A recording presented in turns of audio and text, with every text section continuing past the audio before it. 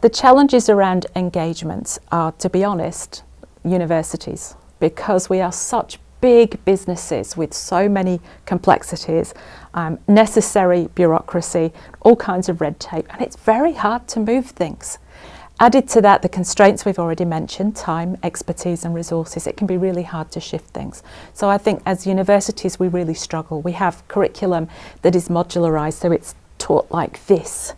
Actually, we should be teaching it like this, so that students are learning all that knowledge in a mixed up way, and somehow we're still able to monitor that. And there are great examples now of where that's happening around the world.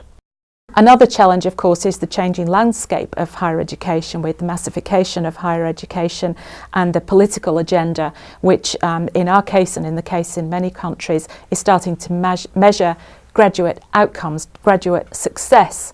But in what terms? In terms of a full-time job? Well, they're disappearing fast. People are not working in those ways anymore. And so as the labour market changes and as the policy doesn't change, we've also got that pressure of creating employable graduates. Then we have the people who would say employability is something you go to learn at another institution, not in higher education. We're about teaching students to think. And that's where I think this argument that changing the language of employability to be critical thinking, problem solving, to me employability is the ability to create and sustain meaningful life and work.